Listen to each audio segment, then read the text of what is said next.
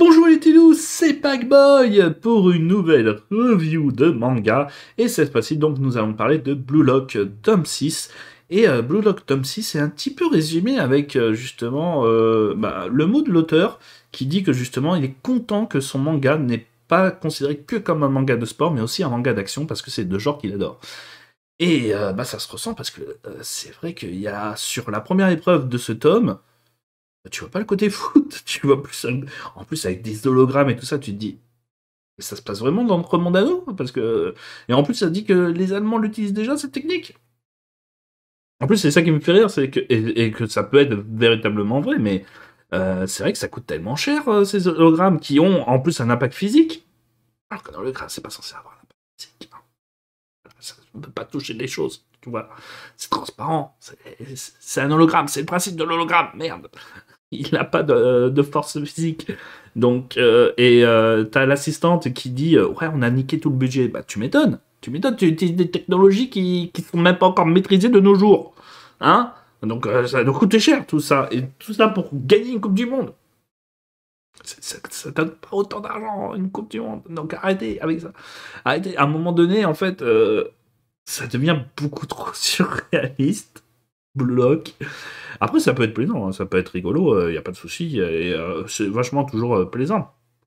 En plus, on subit avec le tome 6 une des premières défaites du héros, qui va lui permettre de grandir un petit peu, et de montrer que de temps en temps, il y a, déjà, il y a encore des level up à faire, et derrière... Ah, tu diras, non, c'est pas la première défaite, en fait. Je suis en train de relire tout le manga dans ma tête, et en fait, non, c'est souvent avec une série de défaites, mais je trouve que c'était celle qui était un petit peu la plus cruelle. Après, il faut dire en même temps qu'il affrontait les trois premiers plus forts de Blue Lock. Donc, il fallait vraiment montrer enfin, j'ai envie de dire, une distanciation. Parce que là, on avait vraiment l'impression qu'en fait, il suffisait juste d'avoir une bonne tactique pour combattre n'importe qui. Et que donc, en fait, tout le monde était à un niveau assez équivalent. Là, il va falloir vraiment montrer autre chose qu'un simple des simples mouvements tactiques et montrer qu'il faut progresser énormément. Après, le petit souci étant, c'est que on perd de plus en plus le réalisme du manga. Et donc, la course, plus on perd du réalisme du manga, plus on se dit que les tactiques peuvent devenir un petit peu n'importe quoi. Après, cela reste cohérent, parce que j'ai lu les scans, donc je sais qu'est-ce qui se passe à la suite. Ça continue à rester cohérent, mais petit à petit, peut-être que ça va devenir de plus en plus loufoque. Par exemple, il y a un truc qui me choque, c'est le gars qui dit toujours tout est pour stylé, voilà, et qui a des cheveux longs.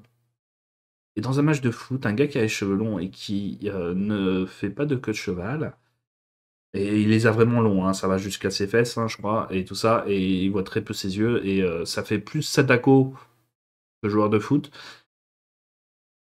Donc, à vous de voir si ça vous convient, mais derrière, ça fait que je me dis, mais comment il fait pour voir tout le temps 24h/24, alors que pourtant, c'est une vraie araignée avec ses longues jambes et compagnie, et ça lui permet de rattraper tout. J'ai envie de dire, non, attache-toi les cheveux, sinon ça sera pas très réaliste. Tu veux un truc réaliste, voilà, attache-toi les cheveux. Mais en fait, je crois que, vu le côté action qu'il veut de plus en plus rajouter dans ses épreuves et tout ça, on va perdre de plus en plus ce côté réaliste.